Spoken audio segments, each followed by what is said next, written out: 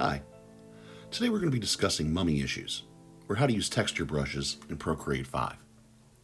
Now before we start talking about the artwork today, I'd like to just take a moment for something of a shameless plug. Viewership on my channel here is relatively low. It's a kind of new channel here. I'm trying to get jump started, and so I'm going to ask just for a moment here to take a moment, subscribe, but more importantly, share this with your friends, share this with other artists that might be interested in the content. Let's try to get this channel to grow. I'm going to be doing a really big push towards trying to get viewership and subscriptions up over the next about month or so. So if you're interested in earning some free artwork or interested in any sort of promotions that I might be having going on, I'm going to be publishing a lot of content. I'm going to be talking about a lot of incentives to being able to do those sorts of things. And again, if this is the sort of thing you're interested in, spread the word. I'm really trying to get some growth in here so I can develop more content and meet a much larger audience. Now, having said that, let me shove that off to the side and let's talk about the piece that we have in front of us here. Now, we're looking at a picture that's ultimately going to be the classic old movie style mummy. Subject matter is obviously a little bit morbid, mostly just because of the fact this is still coming out of my backlog from the time around Halloween, September and October timeframe of a few months ago. Now, I have years of experience working with pen and ink as something of my go-to medium when it comes to art and drawing in general, but digital art at this point was relatively new to me, especially with the Procreate program. And so again, just back to the shameless plug here for just a second, I am going to start doing some tutorial videos on Procreate in the near future. If there's some specific lessons you'd like to learn about, please let me know. I'll be making some content, but I am going to focus on that with this particular video right now and talk a little bit about Procreate and the use of texture brushes and how to render those textures when you're just trying to learn how to do that for the first time. One of the great things about digital medium is that everything can look so clean, but that can actually be something of a bad thing as well. One of the first mistakes really early on when I started dealing with digital art was that everything was so clean and I could get crisp, clean lines on everything, and there was never a need for any sort of mistake or a mar or an imperfection to show, that things started to look almost too perfect, and it was very obvious that something was not only digital, but digital in a way that really kind of took you away from anything that might kind of come out as photorealistic or blended edges, if that's the sort of thing you're looking for. And that's reality. Reality is not always in high def. Objects very close to you might be, but the minute you start moving towards the background or moving in the distance, things get fuzzier, and that crisp, clean line doesn't really exist anywhere in true nature. So digital art, when you're starting out, can really kind of betray you in that sense, and it was a hard lesson to learn because of how forgiving this medium can be. But once you start to understand the imperfections, the textures are really what you're looking for, well, then that's where all these extra brushes start coming in. And I don't know that I necessarily use them the way that they're intended. This has been something of an experimentation for me as much as it is for anybody else that's just trying to learn how to do this digital stuff for the first time. But the beauty of the beauty of brushes here is that I think they're meant more for touch-up than anything else. So as I'm going in here and I'm laying in the foundations of my artwork, nothing is coming anywhere near a textured brush yet. So if we're kind of going on a step-by-step kind of process here, my mummy picture here starts off with laying down just some basic groundwork of what I want this image to accomplish from a compositional sense. So I have my figure in the foreground, I'm going to have something in the background, but more importantly, light source is in the background. And I'm going to be contending that very early on as I lay down just some general shadows and things of that nature. I knew, because this was meant to be something of a mood, a darker mooded type piece, that the shadows are going to be very heavy in this. So even in the line drawing, I knew that a lot of this figure was going to be hidden in almost a dark color, not quite black, but kind of bordering on that line. And it was also a great opportunity to really kind of hide some of the things that I wanted to hide. The great thing about the mummy here is that he's a creepy kind of creature, but mostly because of what you can't see. What you can't see is his face. What you can't see is the crumbling flesh underneath, and that's because of those bandages. But the bandages are a great source of detail and that texture we're going to get into a little bit later on. But again, you can hide certain elements of the face and kind of ramp up that creep factor a little bit just by showing little pieces like the hint of the eye or the hint of the rotted teeth, or even, the hint of the partially rotted finger poking out from that hand in the foreground there. Notice here, I occasionally take away my line work here because I want to kind of see how everything's balancing out without the benefit of all my guidelines laid in place. So as my shadows start to get laid in, they become the lines separating the bandages, and I can start slowly removing my line work pretty much on a permanent basis and use the painting to kind of inform little separations of where those bandages are. I start going into the mouth, start laying in the detail in that as well, with that same kind of mentality, using the shadows to kind of really kind of dictate where the lines should be. And this is one of those first experiments that I'm going to start doing about removing what is really kind of the style of my artwork, which is that comic book outline type mentality. A lot of my work has that big, bold black outline around everything, and I'm comfortable working like that, but this is one of my first experiments in trying to get away from that and working in more, maybe you call it a painterly style. And painterly style might be the best way to describe it, especially again when we get into our texture brushes. I think you'll see what I mean by that.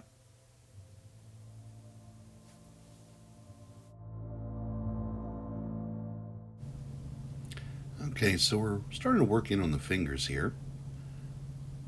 And again, for the most part, I'm trying to use the shadows that I'm rendering to create the line work that separates one bandage from the other and offer that layering effect. As I start working underneath the hand and getting into the torso area, that shadow comes a little bit deeper. And at this point, I'm working with a combination of layers. I have actually 2 or 3 layers going on at the same time, but only one of them is set to multiply. If you're not familiar with multiply, or if this is still something you're just kind of messing around with for the first time, the multiply layer helps out with shadow a lot because it helps darken things, but for a couple of different reasons. I tend to use it with shadows because I can get a specific color in there. Like say if I want a cool shadow, I can use a bluish gray, but set it to multiply, and it will also pick up colors from the layers underneath of it and multiply the effect, so to speak, to get a blend of the shadow color, that cool blue, and the color underneath of it. So it doesn't matter what color's underneath of it. I'm creating almost a shadow tone just by the sake of using that multiply type effect. It took me a little while to figure out exactly what multiply was doing. So I don't know if that was a very good explanation as to how that works, but if it's something you have more interest in, I'm going to be doing some tutorial videos on Procreate in the near future. Multiply is definitely going to be a big subject matter there, especially all the blending layers, but multiply is a pretty popular one, so it's definitely going to get some attention. Now, at this point, again, I told you I have about 3 or 4 different layers working at the same time. And at this point, I've also added a layer for the rim light. And if you haven't noticed, as this rim light goes in the left-hand side, this is really where the kind of the payoff starts to happen when you're playing around with your balance on shadows and light. I think it's the rim light that really kind of pulls out the optical illusion of 3 dimensions here, and especially on pieces where this is done, more effectively. But if you didn't notice before, it wasn't until the rim light showed up that you started getting a hint of where the nose might be underneath these bandages, or that there's a curve to that left-hand side of the head. Even a little bit of the eye socket in the eye that's not visible underneath the bandages. That's rendered a little bit because of some of the rim light that was entered in just recently. Also, the little hairs. Now, the hair is really our first discussion on texture. So let's start kind of getting into that a little bit. I've left texture pretty much for the near ending of this piece of artwork. There's texture to be rendered in the hair. In the bandages themselves, you can see that some of that's already been done, and I'll be adding a little bit more later. And then, of course, there's the background to be addressed. We're going to do something of a stone-type texture there. The hair in and of itself, I got to be honest, it still kind of escapes me how to do hair in the best possible way. There's a lot of experimentation going on. There's a lot of different methods I'm using, some successful, some not. But when it comes to this particular type of hair, our mummy here, is obviously very old, decrepit, doesn't have a lot of thick, luxurious, well-washed hair. So it's going to be stringy, it's going to be fine, there's going to be very little of it, and that's what I've tried to kind of represent here. I wanted to put some hair, a tuft of it at the very least, but it is very fine, it's very scraggly, it's meant to look dirty, almost falling out. So there really wasn't a texture brush here as much as a paintbrush that was set to a very, very, very thin, kind of small footprint, so to speak, to kind of draw it in hair by hair. Texture brushes, however, were used for the bandages to kind of get those little almost threads in there, and that was a Hessian brush in the organic category.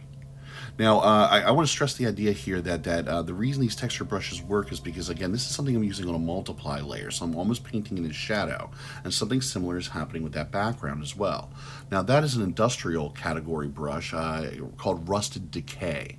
And I had the background color in there, obviously, but I went in with a multiply layer in a cool kind of dark, actually, it was a cool dark gray, and laid in, almost like in a shadow layer, the texture that you see there to put in that Rusted Decay, kind of stone type looking thing.